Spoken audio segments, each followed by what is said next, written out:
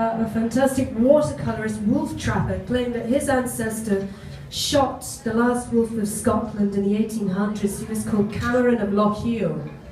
And this last wolf refers to Ernest Thomas Seton out on the Currampore Plain, fighting, trapping a wolf called Lobo, who was ingenious. He used to trip traps, and he would scat on the strychnine.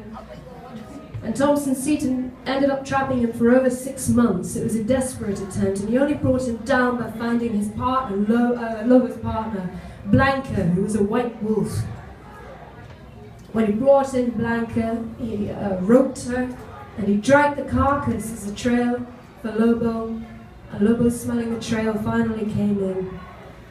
But Ernest Thompson Seton, like so many wolf trappers, when it came down to it, actually couldn't do it. He couldn't go through with it. And so he muzzled and bound Lobo, and he took him to a barn next to the place where he was staying on the Currampore Plain, and he left him overnight to decide what to do with him. And overnight, Lobo died. And there's just one account in Ernest Thompson Seton's diary, which is underlined, and it says, "Why?" So this is a poem in relation to that. Thompson Seton went on to become a great American conservationist. He had a Saul Paul moment out there with this wolf. But my book's called The Last Wolf of Scotland. There are many last wolves, of course, in Scotland. They're dangerous beasts, but this wolf is really about tracking out there, is about the Navajo, and my experience of being out there with the Navajo when I was 23, and about what Ernest Thompson Seton might have felt in relation to them. Okay, last wolf. This is the Neon Boneyard. And coyotes scat among the tombs, cold cathode gas discharge, blinks the mounds in surging helium, and mercury tubes voltage ultraviolet, coronal discharge, colonic surcharge, dung informants. They encode the engineers of Ethel McCaptain, trunking out along depth pipes of New Mexico, bleeding out on sandpit beds, quadrants of cacti shadow, coyote liquor, frustrated meat, fluorescent coating on dug-up prayer. Well, these lines take it out. They scurry, where shadows tough for noontime shade, where mirage, the desert's most apparent ghost, thuds out its thermal visions, and cauterizing short change, the long-time loser at the Sand Casino goes back starving from fakery carcass. And not even olfactory fullness can staunch the illusion of consumption. And on hunger, things grow harder. You swell in the garden of discontent, and the waste ground's laundry, washing lines of sweet decay, begs longer distances. Foil of gashed wagon, histories at stake, starvation dry cleaned and pressed to the guts. Here, tuxedo glares, total Cinsano, for God's sakes.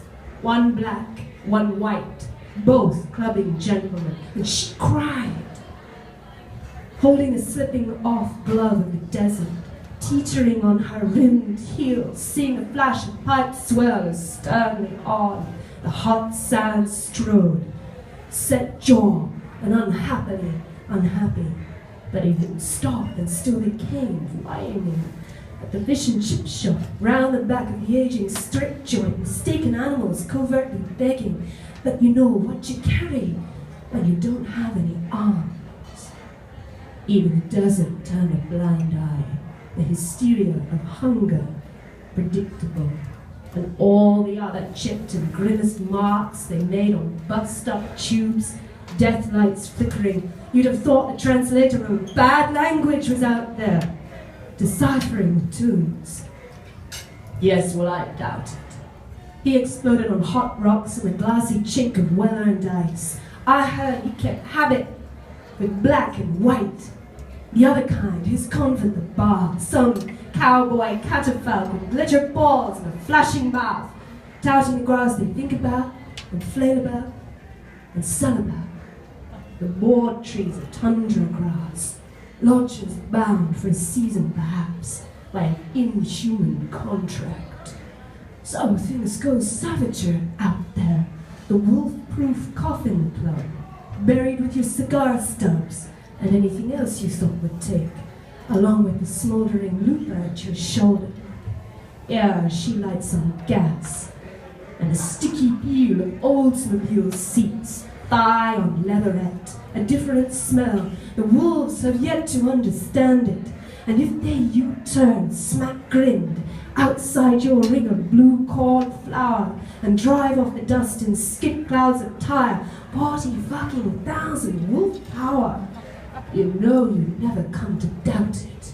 You cherish the fear, wants to relinquish when there's nothing else out there. I bet she loved the bayonet. I bet she slipped hot rod on her gas and jet in tourmaline, nicotine earring, the one they always talk about, like a clip-on glue when she changes back and says she doesn't like the perfume after all. Is it returnable? All the curtains drawn.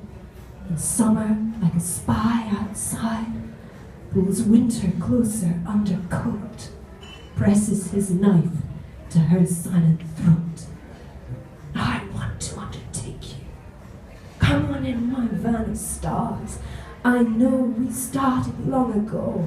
I know the color of your underwear and those G-strings, UV, fur in the dark. Wow, temperance barks. In a diesel puddle jogging movement, the bus shelter used to be a spittle, and I like it, blind drunk. I like it. But what's your thesis? When the rock pools are piss on a gas station concourse, and walking out is all you've ever really trained to do. Thank you.